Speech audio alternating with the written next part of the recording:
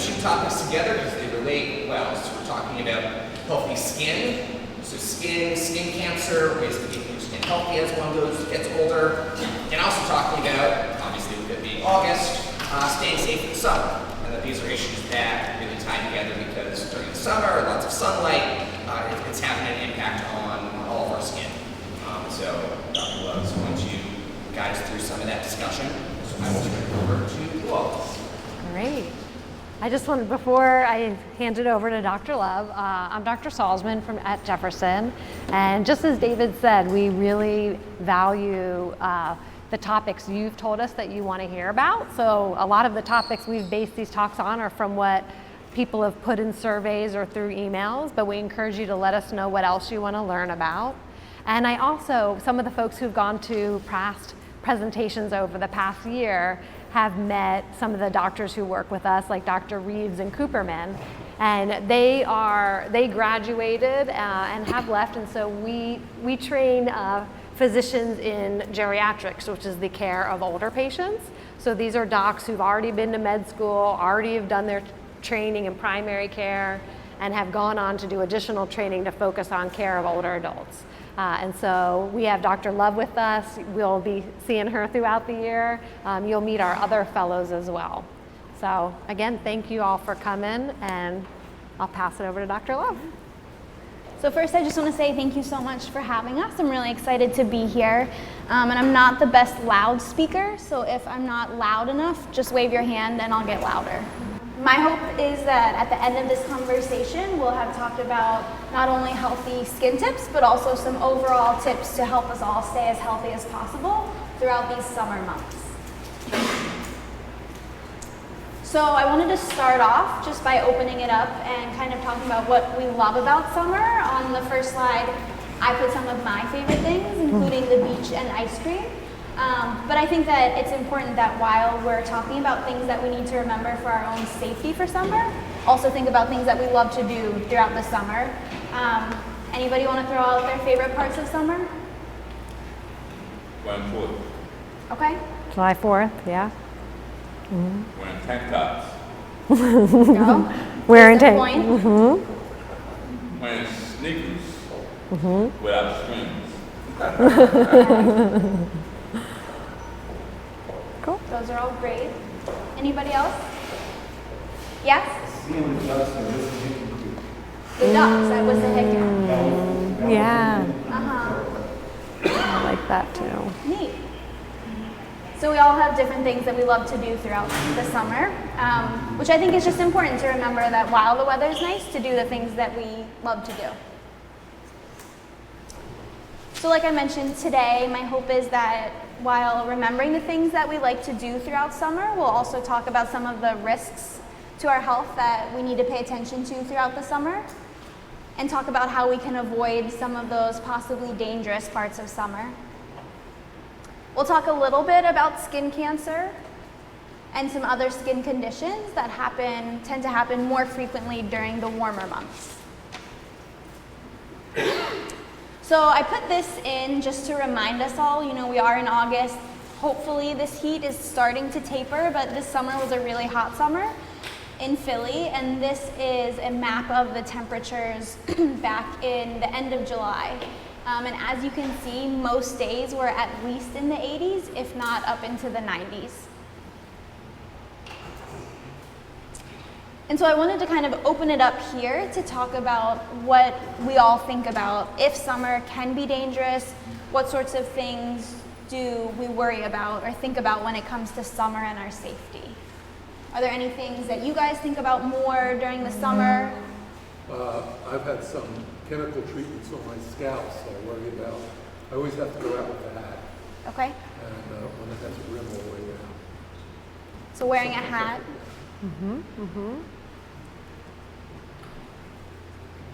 Yes? I have multiple sclerosis, so the heat is not good. The heat worsens some other medical conditions. Well, it can flare. Right. Yep. Yeah. Yes? I'm taking medication that makes me photosensitive, so sometimes I just got to be careful about Yeah. equanimity in the sun. making sure it covered up. So not only medications, but also medical conditions, kind of a bunch of different things can be affected by the sun. Anyone else think of anything specific? Okay. So I listed some that we think about kind of in medicine. Number one, over sweating is something that we think about, but can be dangerous if it's kind of taken too far, because it can lead to signs of dehydration. Also, heat exhaustion, which can sometimes lead to heat stroke, fainting, and then falls, which especially in older adults is something as geriatricians we think about all the time, because we know that as we get older we are at a higher risk of falling, and falls can lead to complications and other things that we really want to try to avoid to stay as healthy as possible. And summertime especially is a time that we want to be cautious of these things. So I wanted to take just a couple moments to kind of go into each one of those things that I mentioned with a little more detail. So first, for dehydration, what kinds of things would you guys think about when you think about someone who's dehydrated? I'm sorry? Oh, thirst. Thirsty. Yeah. Gatorade. Lack of water. Yep. Great. Well, I can only relate something that happened to me because of dehydration a couple of years ago. I was all day busy, not thinking, and didn't drink anything, and had very little to eat. And at dinner, I passed out. And the diagnosis was because I was dehydrated. And I didn't even, there was no indication that I was dehydrated that I was aware of. Right. Yeah. Yep. And that can be really scary. It wasn't as scary for me as it was for the people that were around. Right. I didn't even realize it until I was opening my eyes and I was on the floor. Yeah.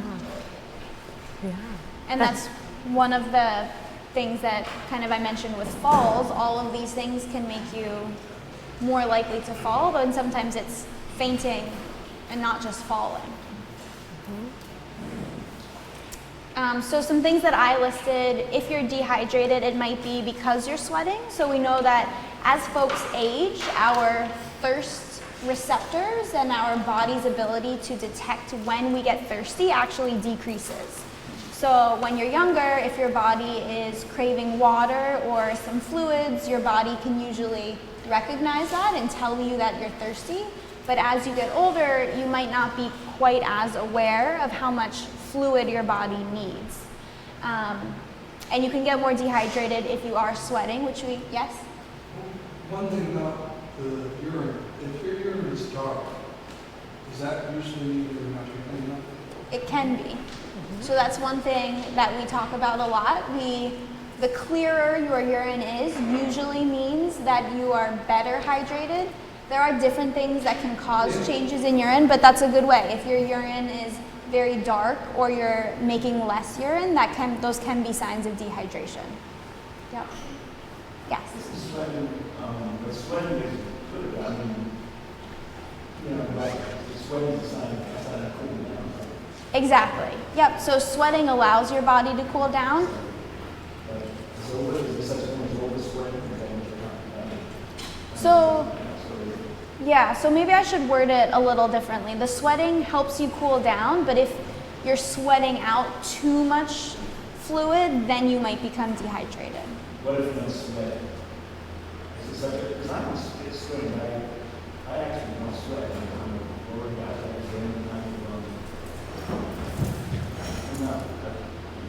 Yeah. That's a great question. So the question is, if you don't sweat, is that dangerous? And everybody sweats different amounts. I would say that if you are not feeling like you're too overheated, as long as your body is able to adapt, then it's not something that we would worry too much about medically. Does that make sense? Yep. So with dehydration, you may feel increased thirst, or like you mentioned, you may not realize that you're thirstier than usual. And sometimes if these symptoms go on for too long, you can start to feel weak. The next thing I wanted to talk about was heat exhaustion, which sometimes can lead to heat stroke. Is anyone here familiar with those terms, experienced them, or known someone who has? Anybody? Yeah. Okay. So.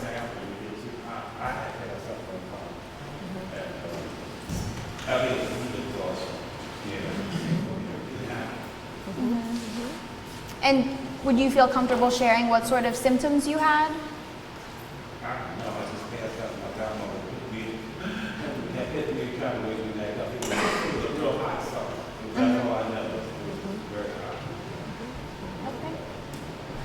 Yeah.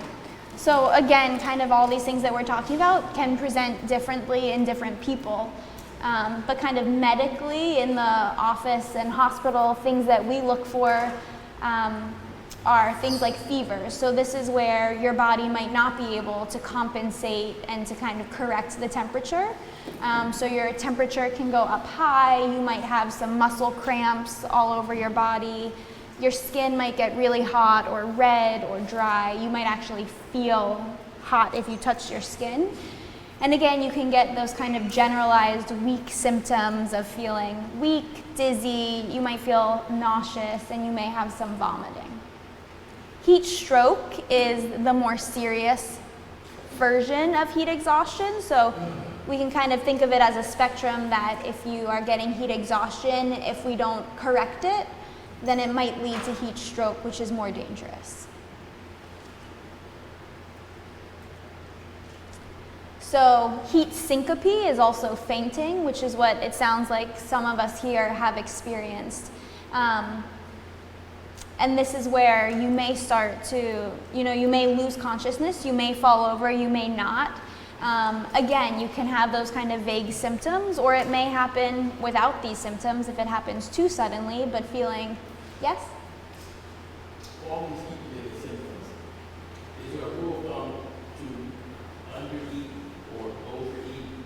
Undereating, because it's too hot, you want to add more whatever you're adding yourself. Is there a rule of thumb to not eat as much, or eat light, or do you eat normally in severity? That's a great question. So the question is, how do we kind of schedule our meals, and how much we eat with the heat? Can that affect the way our bodies react? I think, some people, when it is hot outside, tend to have less of an appetite, don't want to eat such a big, heavy, hearty meal. We don't necessarily recommend eating less than usual. I think some people, it's just more comfortable when it's hot.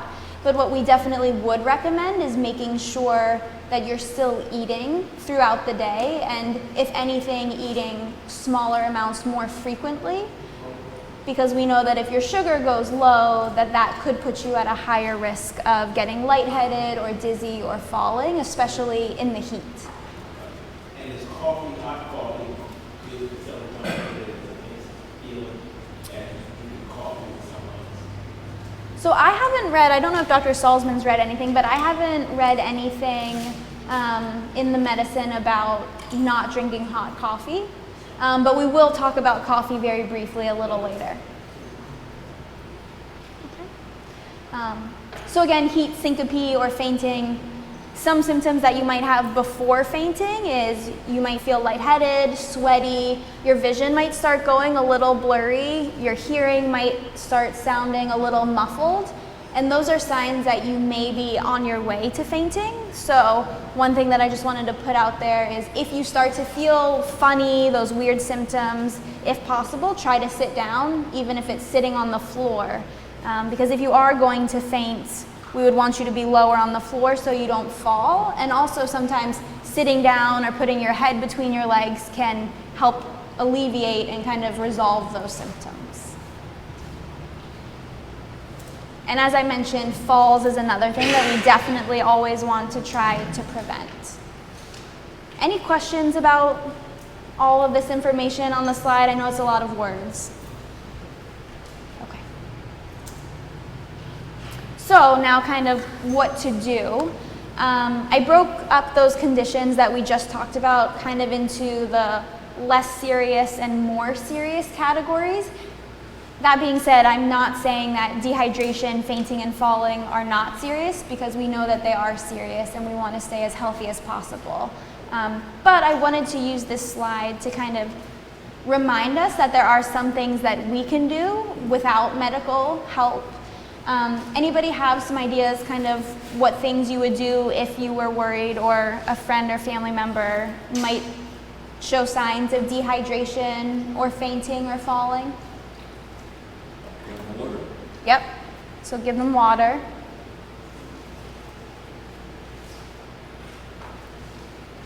So we mentioned some other ones. If they're feeling like they might faint, having them sit down, put your head between your legs, maybe getting a snack or something to eat, not just drinking.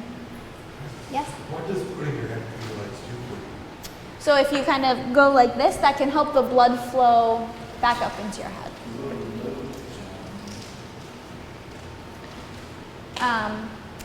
So exactly what we talked about, drinking water, sitting down, or eating a snack. But heat exhaustion and stroke tend to be more serious and do require emergency medical care. So if you or someone you know is really looking really red, kind of being confused, feeling very unwell, that is something that we would urge you to call 911 so that they get medical help right away.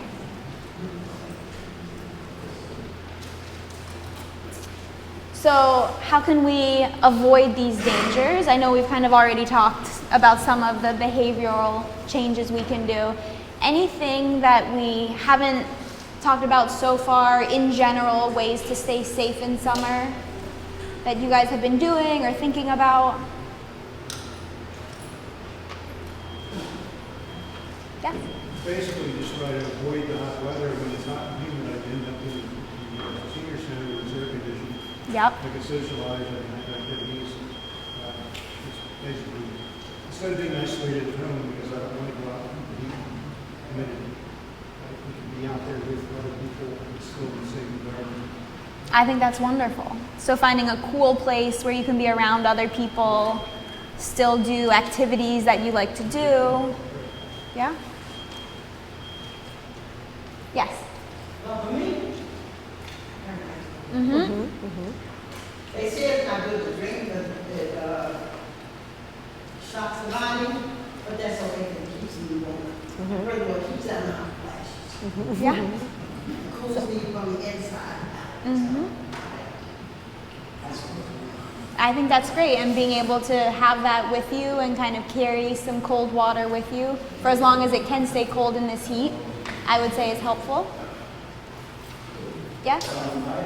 I don't like regulations, but I found humidifiers breathe much better. If you get a real good humidifier, ceiling fans, but you can do that. But humidifiers, I don't get better. I can't stand air conditioning. That's more painful to me. But humidifiers, I think, can breathe better, particularly in this area. There's always construction. That's the other thing. There's always development and construction, and it's hard to breathe. It's just ridiculous how much dust and stuff is in it. But a humidifier, I think, is better for breathing. It kind of cools down the area. So. And I would say that brings up a great point that, you know, while we're talking about these suggestions, and I put some in the slides, another thing is just recognizing what your body is most comfortable with. So air conditioning does work for some people, and for other people it doesn't feel great for your body, and just kind of knowing what works best for your body is really important to pay attention to. Okay. So I just would like to go through some specific things that medically we recommend doing to stay safe in the summer. And we already mentioned one, just kind of staying out of the sun. So although the sunshine is one of my favorite parts of summer, it also can have some dangers. So ways to just kind of avoiding direct sun in general. So staying in the shade as much as possible, even if it's kind of walking under awnings, if you're on the sidewalk. or transportation, using public transportation, or getting rides with friends, other things that we can do to help decrease the amount of walking that we have to do. I Yes. think planning our activities during the cool times of the day, early in the morning, late afternoon, just stay out of the sun, outside as much as possible. And later in the day, is good to go out, possibly get out where there's less sun and cooler. Yes. Those are great Just points. timing may make a difference. Right. All great ideas. Yes. Not before you go on, but as you go on, could you explore either the myth or the reality that African Americans are not successful in skincare because of the sun? What you know about it, as opposed to what a lot of people feel is true. Sure. So we're going to talk about skin cancer in a little bit, but I will say right now that it's a myth, period. We know that certain skin types might be more at risk of developing skin cancer. If you're fair or pale, you may be at a higher risk of getting that kind of bad skin damage, but any skin can develop skin cancer. So African Americans should wear sunscreen. Right. Yep. Does that answer? Sure. And so just to go back to the direct sun a little bit, avoiding certain times of day, avoiding walking, especially in those hotter times. And then, like we said, staying indoors in a cool place like this can really help our bodies stay healthy. Well, in that case, I see people who are jogging and that, my girlfriend, is that kind of a silly kind of thing? I mean, there are times of jogging, I go in the morning or evening, but like 12 o'clock in the evening. Is there any kind of research? It's just kind of silly to get more clients, or is there any kind of research at all on that's a healthy thing to do? So that's a great question. So the question is it healthy or kind of silly to exercise when it's really hot out? I would say it really depends on the person. Different people's ages and bodies and levels of fitness can allow them to do kind of more or less. But in general, even if the person is in really good shape, we do know that bodies have to work harder in tougher conditions like hot sun, really hot times of the day.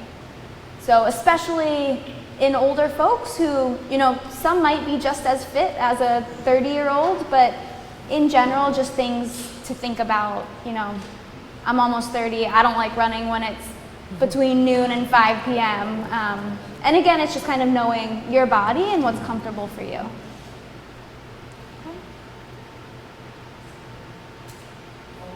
So we already mentioned staying indoors, and while some houses or apartments have air conditioning, some people air conditioning might not feel the most comfortable for your body, but there are also other public places that you can go that are cool, like this center here, also public libraries, YMCAs, and another activity that can be done during the summer is going to see a movie.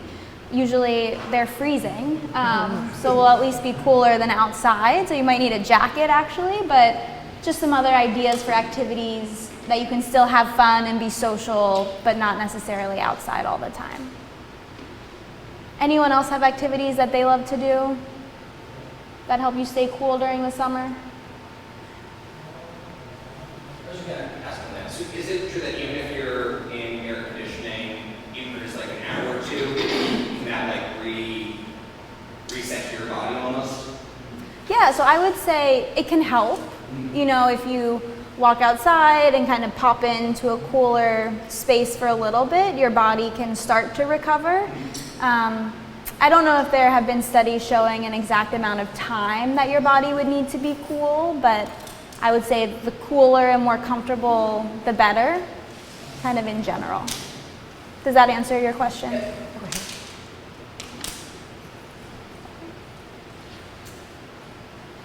So water, we already talked about cold water, and if I can't stress this enough, it's super important to drink a lot of water in the summer. Like I mentioned, as we get older, our bodies are less great at telling us when we're thirsty. And so even if you're not thirsty, trying to keep track of how much water you're drinking and make sure that you're drinking at least a few of these bottles per day, even if you don't feel thirsty, will help your body stay hydrated.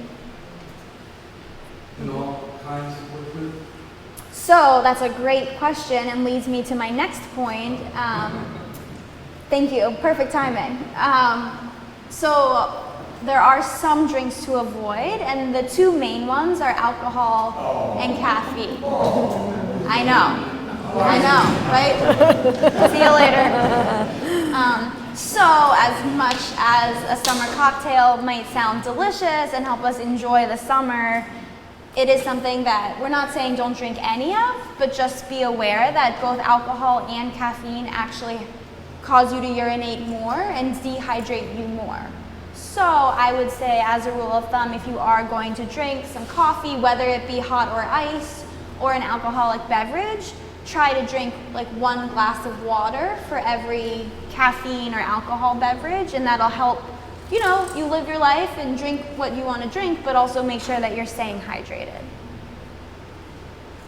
That's why I didn't put a big X through the cocktails, just in moderation. What about some kinds of fruits like watermelon? So those are great. So fruits like watermelon are really high in water in general and are also really healthy for you. So they can not only fill you up and give you a snack to help your sugar stay high, but also can help hydrate you. I would say don't use that instead of water, but if you can drink a little bit of water while you eat your watermelon, that would be perfect. Any other questions about beverages? Okay. Yes. Is decaffeinated coffee really decaffeinated? So all coffee has a tiny bit of caffeine, but decaffeinated coffee has much less. Yes. Well, let me ask, what about milk? Is that any flavor of less milk in some kind of Not that I'm aware of. Milk doesn't dehydrate you more. It's got great calcium and vitamin D, so we would recommend drinking your normal amount. So the lactose is not, I didn't get that, you know, lactose doesn't really, lactose over there. So lactose shouldn't affect you more in summer or winter. Certain people's bodies might not be able to digest lactose, but that's kind of more all year round, not necessarily in different seasons. So if your body tolerates milk okay, I would say go ahead and keep drinking it throughout the summer. Any other questions? Okay. So aside from kind of staying out of the sunshine, staying in cooler areas, keeping an eye on what you drink, there are also some things that you can do to help you stay cool. So not ice cold, but cooler, kind of lukewarm showers can help your body kind of cool off, like we talked about how sweating helps your body cool off. Sometimes being in a little bit of a cooler shower can also just help your body reset, even if it's just for a minute, just standing under the water. If you don't want to get in the shower, you can just stay in a chair and put a cool washcloth over your head or around your neck can sometimes really help to cool you off. And then like we mentioned, staying in air conditioning, but also portable fans can help. And so I just looked on Amazon and you can buy this 4 out of 5 star fan for $7. And also the Philadelphia Corporation for the Aging, PCA, has days that they give out fans. I'm not sure, do we know when that is? I don't know. Okay. I know at the senior center on Broad and Lombard, they usually have a day where they give out fans. Okay. I'm not sure of the day. So just something to keep an eye out for. If you see anything from PCA about fans, just know that that's another resource that we can use to get things to help stay safe. So those are kind of all the preventative things, but if you do go out, because like we said, we still want to be social and enjoy our lives during the summer months, what are some things that you do to stay cool when you do go out? I know you mentioned certain times of the day. Does anyone else have things that they do to stay cool when they go out? Carry cold water. Ice cold. Ice cold. Water will turn warm. Got it. Ice cold. Frozen. Yes? Cooling vest. Cooling vests. That's a great, yeah, interesting. So I just listed some other kind of basic things. Sunglasses, so trying to avoid the sun. Also sunscreen, as I mentioned, all skin colors need sunscreen, and we'll talk about that in a little bit. Wearing lighter colored clothing can help reflect some of the sun rays, so we know that really dark colors like blacks and navy blues help absorb the heat and can make your body feel hotter. So wearing lighter colors will help bounce some of the sun rays off your body. You said lighter? Lighter. And then it goes to the question of that people who kind of go out and without the sun hits your body directly worse than it. So it's like clothing, or like clothing, right? As opposed to, picking the eyes or shirts off and actually moving, right? Because the sun on your body will probably be more. But the idea that that's clothes, I think, Yeah, you're exactly right. So the sun directly on your skin is more dangerous than it having some clothes between your skin and the sun. And then hats. You can have any style of hat, eagles, but wearing hats not only help protect your skin, but also can help shade your eyes and just help you feel cooler overall. Yes? I wear hats, but I sweat so much that it gets wet. So that is one of the downsides of wearing hats, sweating we're talking about. Sometimes hats have, like baseball caps have mesh in the back that don't completely protect your skin from the sun, but help protect somewhat, but help kind of let some of that heat vent out.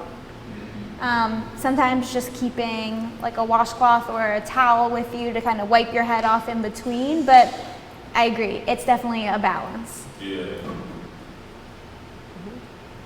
Yes? So sunbathing, if you know what the day was to the beach, with sunscreen, the hat, and anything else, how long should one stay in the sun if you're prepared for sunscreen, the hat, sunglasses? Is there a length of time you should stay? So that's a great question, and that's a really tough question. The question is, how long should you stay out in the sun for sunbathing if you've got all the gear? So a dermatologist, skin specialist once told me that no tan is good tan. A skin dermatologist specialist. So that no tan is good tan. Because of the increased risk of damage, skin damage and skin cancer from the sun. However, I am happier when I'm in the sun, and so I think that it's important to balance those risks and benefits. I will say that I think you can be out in the sun longer with a lower chance of getting skin cancer. We know that if you're covered with clothing, we recommend sunscreen, hats, sunglasses. You can still be outside and enjoy the sunshine without having the sun directly hitting onto your skin. I don't know if there is one certain recommended period of time, but we recommend putting on sunscreen if you're going to be outside for any more than like 15 or 20 minutes. And so the dermatologist, this is why not your skin, that should be part of it. To find out what condition the skin is and that kind of thing. I don't even think about that. So recently, we saw a real dermatologist. So you definitely can go see a dermatologist if you want to get an overall skin check. But you also don't have to see a specialist. You could see your family medicine physician who can do an overall skin check where they ask you to take off your shirt and kind of whatever you're comfortable taking off, and they'll just look at your skin, and if they see anything that is concerning, then they would probably send you to a dermatologist for further evaluation. I read that staying out in the sun between 10 and 2 is probably the safest bet. It's probably the worst time to be on the sun. Right. Mornings are okay. You know, you can get a tan sitting in the shade. Right. So you don't really have to go out there and roast. You just have to spend enough time in the shade outside and you'll get a nice tan. And on cloudy days too. Cloudy days can be dangerous. Exactly. You can't tell when you're burning until afterwards. Right. I've been through it. Yes. I'm curious, I don't know if there's an answer, but I'm 76. Until a few years ago, if I was outside, I got a dark tan. And I've been walking 4 miles a day. You know, I try to walk in the morning, usually back by 11, and walk in the evening. But I've been doing it since May 1st, and I have very little tan, and I'm not burned. And do people get less when they get older, or is that just, you know? Not that I know of. There's not something specific that I know of. I do walk on the shady side of the streets. That's good. Yeah, sounds like you do a good job going at those early and late hours and really avoiding the strong sun. That might be why. Yes. You talk about sunglasses, polarized are better, inside, there's all sorts of kinds of polarized. I mean, is there a particular one that's recommended? So I would say any sunglasses are better than no sunglasses. Polarized sunglasses tend to help a lot more with glare. So if you're driving or getting a glare off a car's windshield or something like that while you're walking, polarized can help decrease that. But you don't by any means need to have Polaroid sunglasses. They tend to be more expensive too. So you don't need to have those to help protect your eyes at all.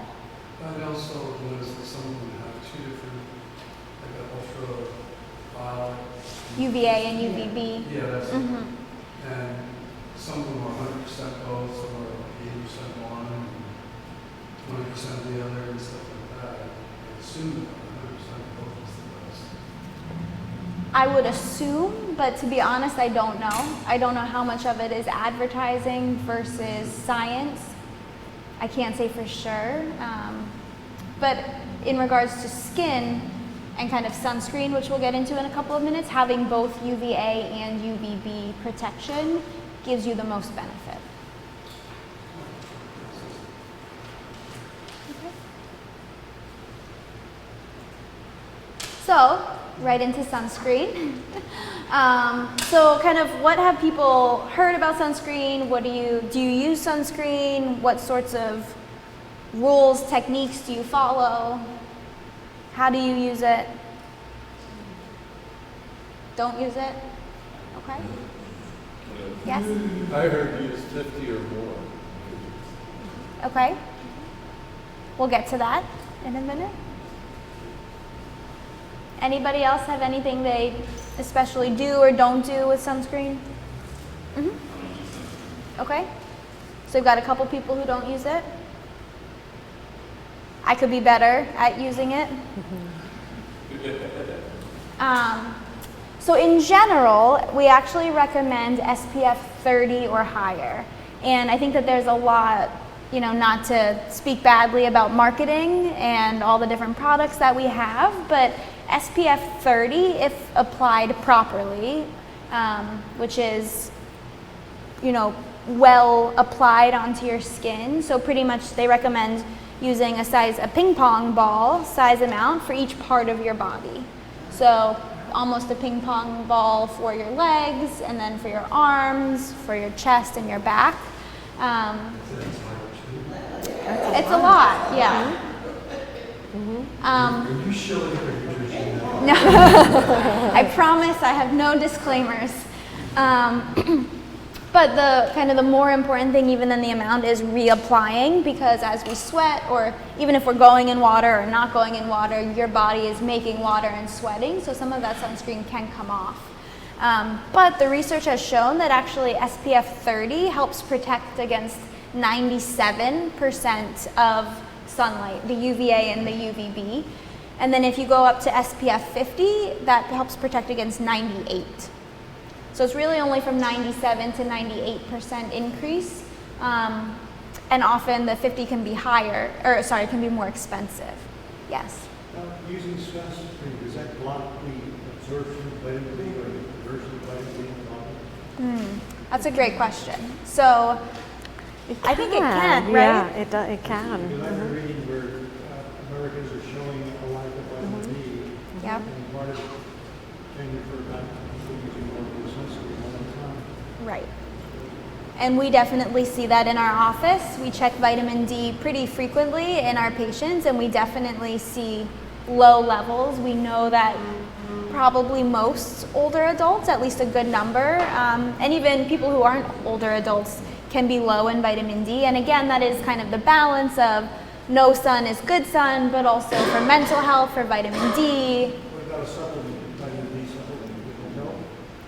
So it can help, but in certain, Because of the danger, especially with seniors, of getting exposed to the sun, let's face it, our skin has been through a lot over the years, and probably can get more damage easily than somebody younger. right. I've been through a few. Right, exactly. I don't think it's worth putting your body through sun exposure for the sake of vitamin D. Right. So with a supplement, Yeah, so if you're talking with your doctor and if your vitamin D is low, they might give you a supplement. Exactly.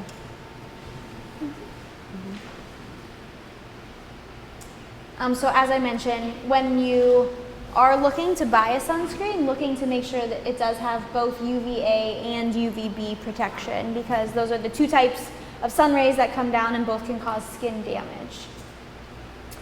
And then applying 30 minutes before you're going out into the sun really gives your body and your skin enough time to absorb it to help protect your body. And then reapplying really every 2 hours. Even if you're not going into the ocean, a pool, anything like that, we know that it wears off, your body sweats, and that we need to re-protect our skin. And then one thing that I always like to mention is wearing chapstick or lip balm, because often we, don't think about putting sunscreen on our lips and don't really want to taste the nasty taste, but our lips can get burned just like any other part of our body. So while we're applying the lotion, really making sure that we cover our necks and our ears and our noses, also making sure that we find some sort of lip balm with sun protection is really important as well. Is there a difference between the spray and the lotion? Whichever one will get you to put it on Okay. is what I would say. Personally, I have missed spots by spraying. Like if I've sprayed my legs, I think I've sprayed it all and it evaporates pretty quickly, and sometimes it's hard to see if you miss a spot or not. But I'm also more likely to spray rather than slather thick lotion all over again. So just being, aware of that. But again, just really making sure that you're applying frequently is the most important thing. So they're both. Mm-hmm. Yes. Any other questions about sunscreens? Okay. So, like I said, no tan is good tan, but there are many caveats and other things to think about when we're talking about the sun. But we do know that it can cause what we call photo damage to the skin, and these are some things to think about and some changes that can occur to the skin. So you can get really tan, obviously, which is what some people want, but you can also get almost like a yellow appearance. Skin can get looser if it's been out in the sun for a long time and can get wrinkly and leathery. So I wanted to take just a few minutes to very briefly talk about the different types of common skin cancers and things that we should be on the lookout for. So basal cell carcinoma is the most common type of skin cancer. Squamous cell carcinoma is the second most common type of skin cancer. And then melanoma is the most deadly form of skin cancer. So sorry guys, there might be a couple pictures that might not be the prettiest, but I wanted to kind of give an idea of what they could look like. So, sorry? Like a mosquito bite, exactly. And that's why it's important to keep an eye on your skin and notice any changes that are happening. Because basal cell carcinomas are the most common type of skin cancer. They actually occur, it's estimated to be in 30% of Caucasians in North America. And it can look just like a mosquito bump. It can be this little bump that might be a little pearly, a little red. It might have these little darker red lines that you can see in it that are blood vessels. But the difference would be that a mosquito bite would go away, and a basal cell carcinoma may enlarge and may actually turn into an ulcer. So if you see something, sorry. Is that actually the size of the mosquito bite? I'm trying to say that on the scale of it. Yeah, so it can be like around the size of a pencil eraser. Some of them can be as small as a mosquito bite, and others can get bigger. They can grow, they don't necessarily have to get bigger. So if you see anything that's new on your skin like this, you would definitely want to go see a doctor. Again, you could see your family physician and they could give you a referral if necessary, because we would want to treat it, and either, there are some topical lotions that are pretty strong that we could use, and if that doesn't work, sometimes we do cut it out. Squamous cell carcinoma is the second most common type, and here's another picture. So this tends to grow a little more slowly than the basal cell carcinoma, but it can go a little deeper into the skin, which is another reason why it's important to get it checked out. And actually up to 5% of it can spread to other parts of your body.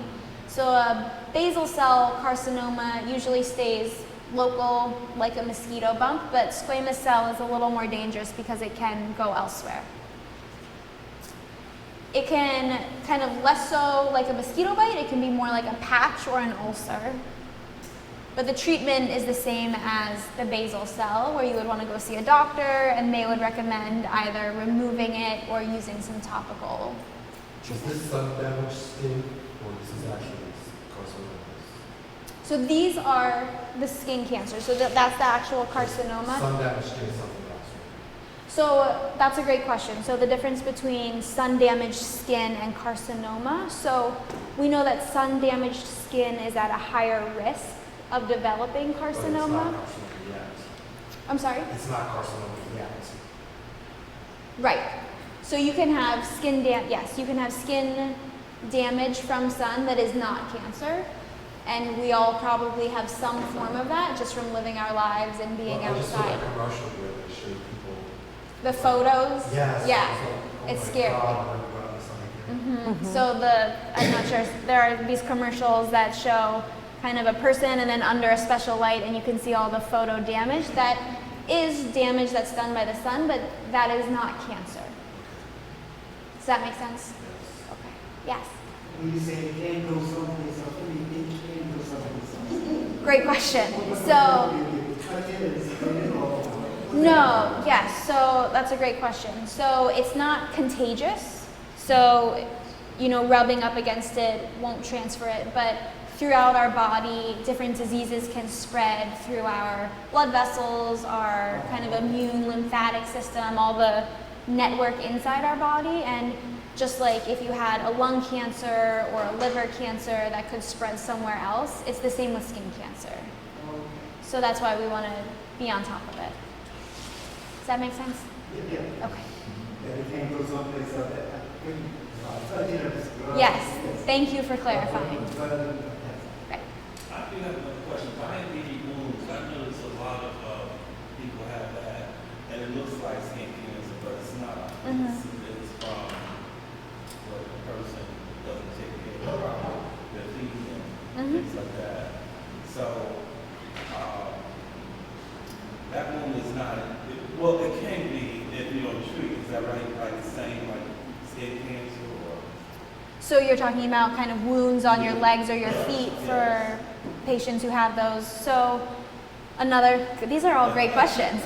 So they can look very similar, and so it might be mistaken for one or the other. I would say anybody who has any sort of ulcer or skin changes should see a physician. Not necessarily like an emergency that you would have to go to the emergency room for, but should see someone to take a look, because even non-cancer ulcers on your legs, there can be different types, and some types are more dangerous. I hate to say dangerous, but require more treatment faster than others, whether it be because the blood's not flowing or because you have diabetes or that sort of thing. Yes. Excuse me, diabetes as a result of, leukemias, ulcers, Yes. venous spaces, ulcers. Exactly. Right. Exactly. And again, that's why, venous stasis or diabetic ulcers are not cancerous, but they, in their own right, need treatment as well. Yes. Dermatologist removes off several spots on it. And is that as good as, say, using the scalpel or actually scraping it? Yeah. Right, so we have something called cryoablation, which is just freezing things off. And that's, again, where the specialist or your family med physician can take a look and see. It really is a case-by-case basis. Sometimes we are fortunate enough just to freeze them off and that gets rid of it. It depends how big it is, how deep it is, and kind of continue to be monitored to keep a close eye on it. But in some cases, that is treatment in itself. A lot of times we get the ones cryoablated that are before their cancer. They're called like actinic keratoses, or they're kind of what we call pre-cancer lesions, and so they tend to freeze those off the most. Yes. See, when you say take it out, do you debride it? Is that how you take it out, or you just? So, great question. Again, it depends on the actual lesion, skin change. Sometimes able to freeze it, sometimes able to just kind of shave it off. If this is your skin and here it is, just kind of go like that and scoop it out. Other times, cut almost like a circle around it to make sure that if it's skin cancer, that we really get all of it and don't leave any remaining cancer. Yeah. I just want to be sure, can you get, skin disease, if someone has skin disease, is it transmitted? Say like, we want to cure a pumpkin tree, use that. Is there surfaces that will transmit it? If you don't wash your hands or something, I think you do it more in the summertime, right? Just be careful. But it is contagious, right? You can't get, is that what you're saying? So there are some conditions that can be spread by touching, like poison ivy, but none of the things that we're talking about today are contagious. Okay. Yes. I got something on my foot that you had peeled off. Is that the same thing as that? Peeled off. I'm not sure. Callus on my foot. I see, a callus. Yeah. So that's different. That's kind of a thickening of the skin, and sometimes you can get kind of like some bony changes there depending on the wear and tear of your foot. But a callus itself is usually just like a blister that hardens and can just kind of get filed down. And that's not cancerous. Okay. And so then the last type of skin cancer that I wanted to talk about really quickly is melanoma. It is the least common out of these three, but it is the most dangerous, and that's why I really wanted to talk about it today.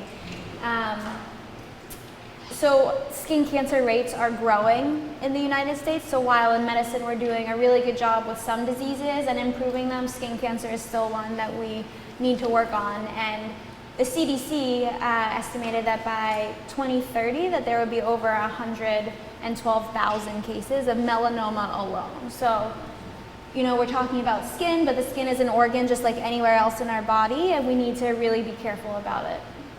So when thinking about melanoma, we think about the ABCDEs, and the reason I just wanted to put this out was so that everyone is aware of kind of what warning signs to look for in our own skin. So the A stands for asymmetry. So as you can see, these skin lesions, they're not perfect circles. They're kind of all over the place, and so they're asymmetrical. Similarly, B stands for border irregularity. So they're not a perfect smooth outline of a mole that we wouldn't be concerned about would be cancer.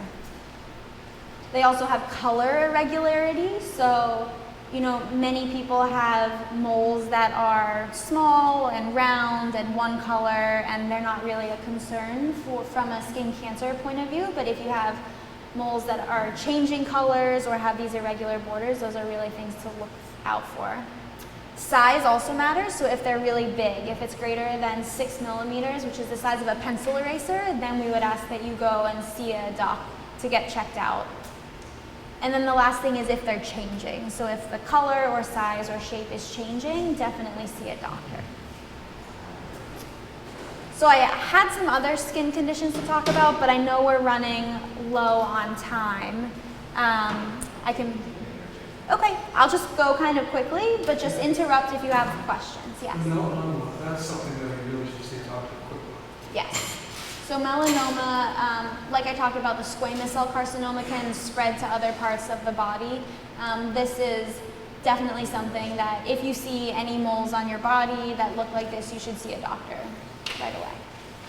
I see moles of people under here, and because the African community, and I was wondering, what is that? That's here. Yeah, so kind of a bunch of different ones, can be a couple different things. You can have some just in general darkening of the skin in folds, but you can also have lots of little kind of moles that might be just normal moles, but could also be skin tags, which are just, they're benign, they're safe, but they're just little kind of spots on the skin. Yes?